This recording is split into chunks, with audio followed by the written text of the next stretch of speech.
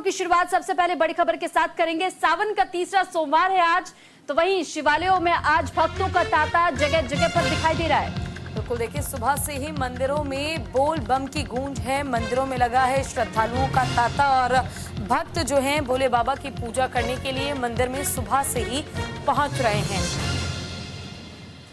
फिलहाल तस्वीरें भी हम आपको दिखाएंगे देखिए, और साथ ही कई मंदिरों के बाहर आज आप देखेंगे तो हर मंदिर के बाहर, खासतौर पर शिवालयों के बाहर आज इसी तरीके से भक्तों का हुजूम आपको नजर आएगा।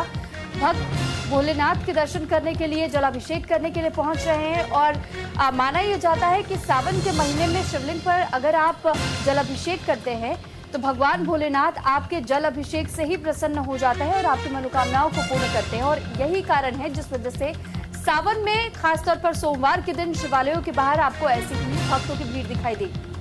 बिल्कुल देखिए, और सुबह से ही भक्त जो हैं सोमवार के दिन मंदिर पहुंच जाते हैं, अपनी बारी का इंतजार करते हैं। लंबी कतारें आपको भक्तों की देखने को मिल जाएगी, जिसमें न केवल महिलाएं और पुरुष बल्कि छोटे बच्चे भी इंतजार करते हैं महादेव जी पर जल डालने का। और देखिए, क्योंकि सावन का तीसरा सोमवार है तो ये अपने आप में काफी महत्वपूर्ण हो जाता है। और सावन का तीसरा सोमवार आज काफी महत्वपूर्ण माना जा रहा है। शिवालयों में भक्तों का तांता सुबह से ही लगा हुआ है। बोल बम ओम नमः शिवाय के जयकारे के साथ, जाप के साथ भक्त मंदिर में पहुंच रहे हैं और महादेव के दर्शन के साथ उनका जल अभिषेक कर रहे हैं।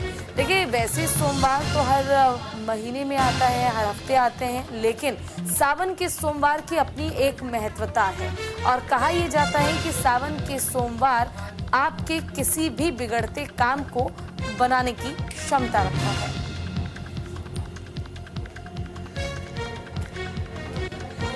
तो फिलहाल ये जानकारी आपको दे दें कि आज सावन का तीसरा सोमवार है और दूसरे सोमवार में आपने कांवड़ की यात्रा समाप्त होते हुए देखा था। और अब सावन के सोमवार हैं, उन सावन के सोमवारों में शिवालयों में भक्तों की गूंज और साथ ही बम बम बोले के जयकारों के साथ भक्त शिवालयों में पहुंच रहे हैं, मंदिरों में बाबा के दर्शन करने के लिए।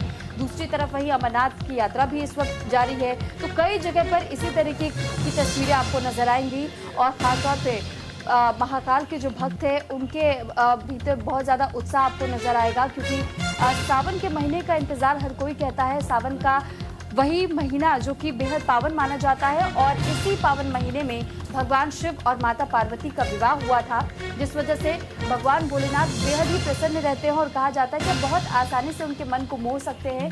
और इसीलिए भक्त भोलेनाथ के दर्शन करने के लिए पहुंचते हैं, जलाभिषेक करने के लिए पहुंचते हैं और कई मनोकामनाएं जो उनके मन में होती हैं वो भी बाबा के सामने नतमस्तक होते हुए अपनी मनोकामनाओं को रखते हैं।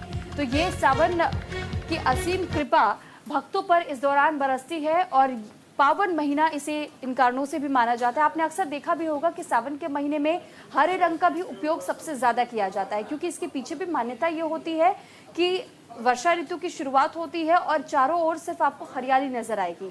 ऐसे में भगवान शिव को भी, क्योंकि माँ शक्ति को हमेशा से प्रकृति के साथ में जोड़ा गया है, माँ शक्ति ही प्रकृति का संचालन करती हैं और माँ शक्ति जिन्हें पार्वती का रूप कहा जाता है, जब उनका विवाह हुआ भगवान शिव के साथ सावन के महीने में, तो इस वजह से ये महीना प्रिय हो गया भोलेनाथ को और तब से ही ये परंपरा चली आ रही है कि इस दौरान प्रकृति की भी पूजा होती है, हरे रंग का बहुत ज्यादा उपयोग किया जाता है। भगवान भोलेनाथ के दर्शन करने के लिए भक्तों का सैलाब शिवालयों के बाहर इसी तरीके से नजर आता है। भक्त लंबी कतारों में सुबह से ही खड़े नजर आते हैं।